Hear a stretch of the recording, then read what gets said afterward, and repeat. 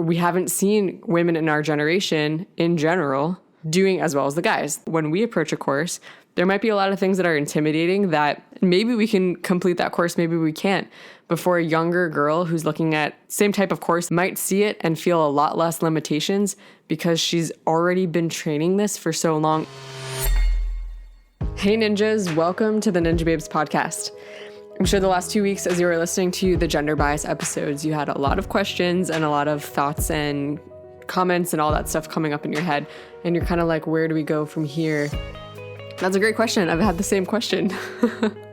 So today's episode, we are going to be going through a lot of the questions and things that came up that people were sending me, questions that I've had now moving forward. And this episode is going to be more of a shorter summary type episode as we move forward, understanding how do we continue discussing this and making real change in our gyms, in our communities, in our organizations as a whole, in order to allow Ninja to continue to develop as the sport that we are all proud of and want to be a part of. So that being said, at the end of this episode, I'm going to tell you a little bit more about a survey that we've put together that is helping us gather more information about what are we seeing and experiencing in our gyms, in our ninja circles, what sort of change do we want to see take place, who else might be good people to be on the podcast, who are leaders in our community who are going to be able to talk about these topics and truly make change in their own organizations or just help guide the conversation and where all of this is going. So stay tuned, look for that survey in the link. If you don't even listen to this whole episode, just go right now and fill out that survey if you want to find a way that you can truly get your voice out there, have your opinion heard as we continue to discuss these topics and make greater changes in our organizations and in Ninja. All right. So 3 main groups of topics that has come up is coaching, course design, and the physiological differences between men and women. So I'm just going to outline some of these questions and things that have come up as we continue to talk about this stuff. So who out there listening is a coach to ninjas? Whether you've been a coach, you are a coach, maybe you're a gym owner, or you do classes or anything like that. What effect does our coaching have on kids and, impressionable people in our sport? Do coaches see a difference in coaching boys versus girls, men versus women? Are you sometimes surprised by seeing role incongruity within your coaching circles? So what I mean by that is, are you sometimes coaching girls and are like, wow, I'm actually amazed or surprised that they're doing just as good as the boys, or that they're beating the boys, or that they're getting these obstacles quicker than I've seen any adult women get them? Like, are there things that are coming up that don't really fit the mold, so to say, of the older way of thinking that no matter what, a male is always going to be stronger than a female? So where are you seeing these differences come up? I'm also wondering how you've seen differences in the way boys or girls think on the course. Are you noticing that as you coach girls, you're having to give them different types of feedback, cues, coaching styles, all that sort of thing? Are you finding that they're having more trouble or less trouble in their mindset, in the way that they approach their strategy, etc.? I'm not trying to allude that there are or are not differences. These are questions I have too. I want to know more about what our coaches are seeing as they coach. And are coaches aware of their own bias if they are bringing their own bias to the coaching scope? When they are coaching, are you separating the boys and the girls? Are you keeping them together in one class? Are you separating what they're working on in class? How are you viewing them as you coach? And are we coming to coaching with an open mindset of girls don't have to be limited? We don't have to automatically assume that the girls are not going to do as good as the boys. Or maybe you're not assuming that at all. I want to know exactly what our coaches are thinking and how we are approaching this. Moving on to course design. This is actually something brought up by Ben and Addie Wales in Minnesota. They were saying, a lot of the times, if not all of our large competitions and things, most of the time are planned by men. The course design is by men. The obstacle design oftentimes is by men. Is that affecting the outcome of the courses? Are we thinking about making courses that do have a wide variety of obstacles? Why do we only have courses that honestly only focus on hanging strength or, lâché and upper body strength. Yes, that's like a staple of the Ninja Warrior course. Absolutely. I completely agree. But are we trying to implement more lower body obstacles? Not even just balance and agility, but what about lower body strength obstacles? We don't really have a lot of those. There's the spider wall, there's the warp wall. I know Ninja historically is not really about those things, but are there more ways to incorporate parkour type obstacles, lower body strength type obstacles that might make our courses seem more balanced? And if we're thinking about course design in a different way, will that affect the outcome for men and women? Do we need separate courses?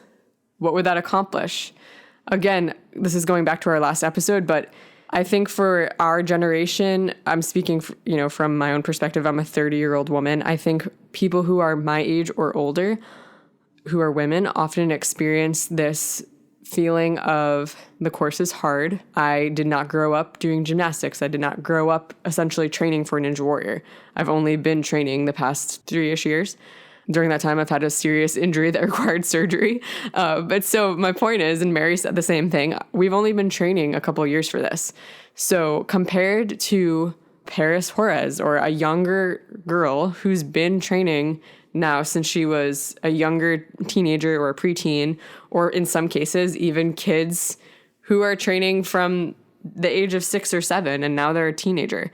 The gains that they're seeing and the abilities that they're seeing is so different from what we're seeing. So, for example, Mary and I said this last episode, when we approach a course, there might be a lot of things that are intimidating that we can train really well, try our darndest, and do our best. Maybe we can complete that course, maybe we can't.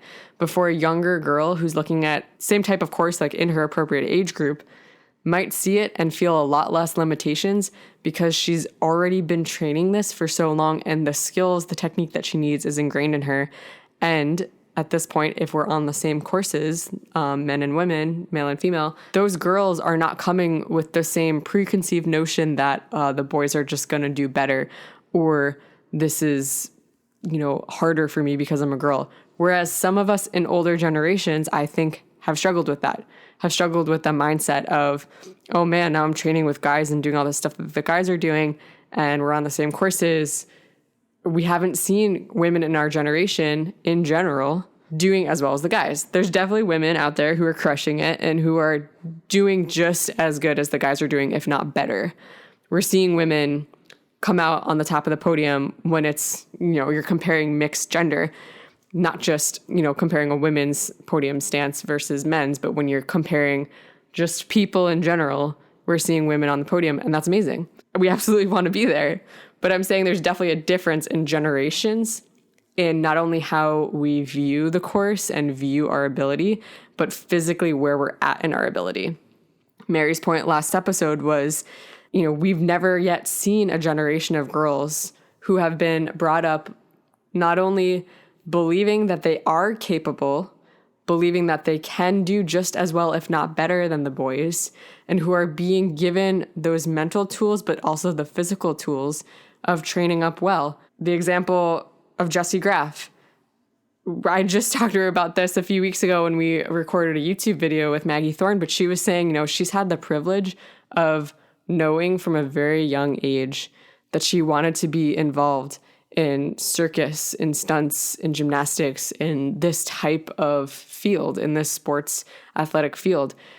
We've seen her do as well as the guys. We've seen her beat out tons of guys. We've seen her amazing abilities, but I think that part of that is from a young age, she was not limited in her mindset. And also from a young age, she was able to go after the skills that she needed to set her up for a life of success. Jessie, I could Google her age right now, but I believe she's in her late 30s. I can someone can correct me if I'm wrong. I could literally Google it right now. But, Jessie is like a case study example, if you want to say, of someone who has been given the right tools from the very beginning in both mindset and physical ability. So to our point is just, we haven't seen what a generation of girls being raised up, like, for example, a Jessie Graff, given the right tools. We haven't yet seen what a whole group of girls like that could be like. And I think now, especially, in UNX last season, we are seeing so many girls doing amazing things on the course.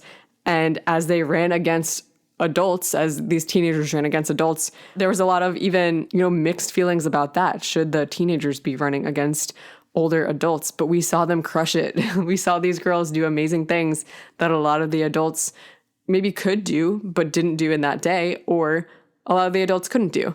So I think there's a lot to be said about what would it look like to really raise up a generation of girls who are not limited in their beliefs and not limited in their physical abilities. And then the last thing I'll say about course design is just what else can we be doing in a creative way to come up with courses that really play to more strengths of females. So I'm not saying how can we make the courses easier? I'm just saying, what else can we be doing to change the way our course designs are? Do they always need to be forever upper body hanging dominant? Is that just what ninja is? This is a real question that I'm posing to the community. Is ninja just meant to be about upper body hanging stuff with a little bit of legs sprinkled in just to give your hands a break? Or should we be looking for more well-rounded obstacles? That's the question. Oh, just a sec. It's summer. Warmer months are here. Do you have a refreshing drink to keep you hydrated during your workouts? Blending up some Propeller Life amino acids with ice before a workout is the perfect way to hydrate. It's what I've been doing in these warmer days, and I love it. It's the best way to fuel up before getting into a sweaty summer workout. Then after I've worked hard and need to refuel for optimal gains, I drink Propeller Life protein.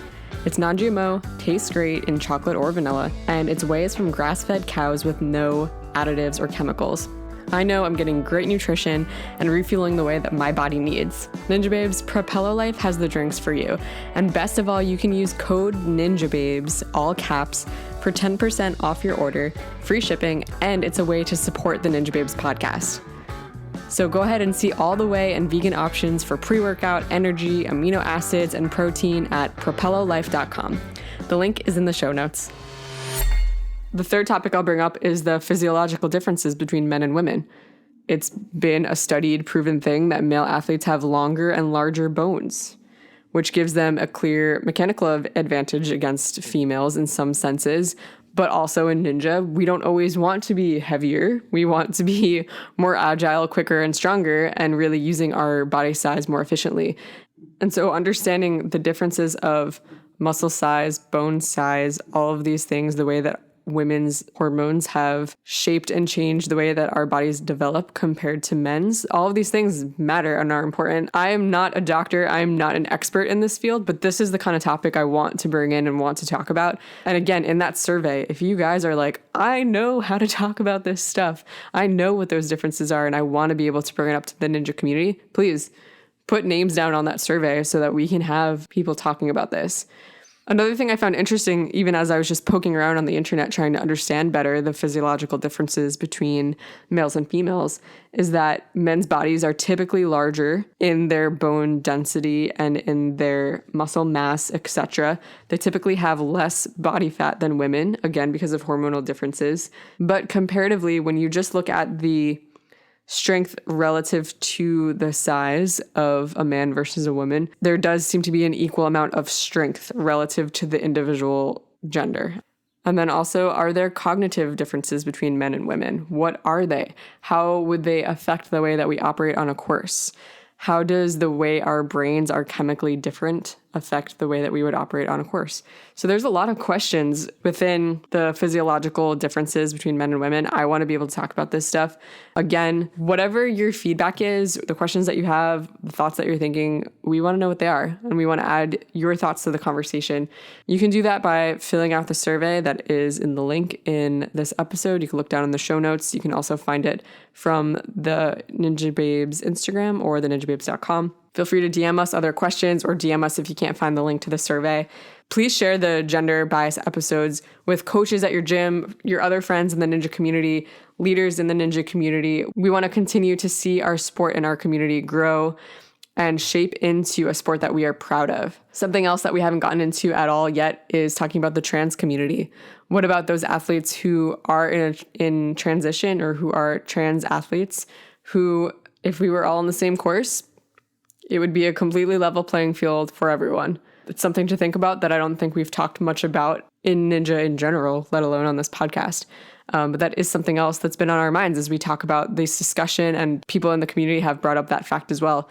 So wouldn't it be pretty incredible if Ninja was one of the only sports out there that truly was a level playing field? How can we accomplish that, and what would that look like? Thanks for listening, Ninjas and Ninjababes, because I know that there's probably a lot of guys listening to this episode as well.